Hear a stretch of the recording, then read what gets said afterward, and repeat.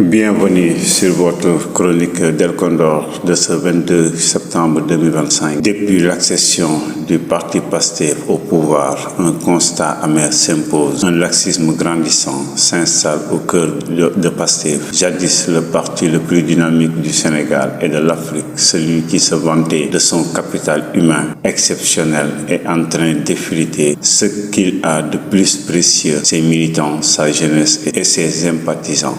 Très tôt déjà, les signes d'un cocktail implosif se sont manifestés, minant l'engagement militant. Des ex-détenus mal accompagnés et oubliés, des militants compétents et formés laissés en marge sans responsabilité. Une jeunesse cantonnée à des titres de chargé de mission, sans mission réelle, ni formation depuis plus de 18 mois. Quel gâchis! Le talent inexploité suscite des interrogations légitimes sur la rigueur des choix de profil et sur la qualité du management politique. Comment comprendre que des directions dédiées à la jeunesse soient confiées à des responsables de troisième âge? À titre d'exemple, l'ADER, censée cibler jeunes et femmes, devrait logiquement être confiée à une équipe jeune, innovante et dynamique. Comme le rappelle Joseph Stiglitz, ce ne sont pas les conspirations qui ravagent le monde, mais l'accumulation de mauvais choix, de politiques vaines et d'injustices petites et grandes.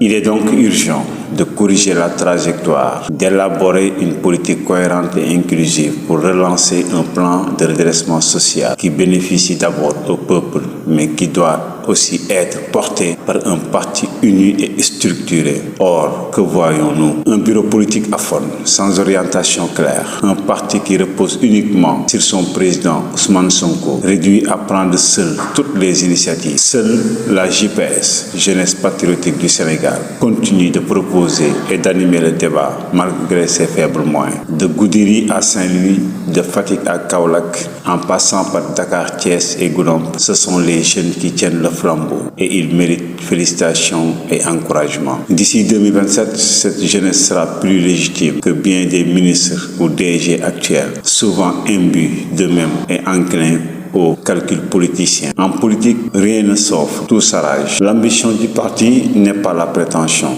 mais la contribution. Ils ont risqué leur vie et porté ce projet avec conviction. Aux côtés du président, la jeunesse est restée constante dans son soutien à l'action gouvernementale. Dès les 2 premiers mois au pouvoir, ils ont soumis un plan stratégique avec 4 programmes et 14 projets au président Ousmane Sonko, amplié au secrétaire général du parti. 15 mois plus tard, silence total. Pendant ce temps, artistes, organisateurs de campagne et influenceurs ont été reçus et ils respectent leur apport. Mais qu'en est-il des militants de l'ombre? Le militant, surtout le jeune, demeure essentiel et prioritaire dans un parti politique. Comme le disait Elvis Adjoumba, la jeunesse représente le pilier de toute nation.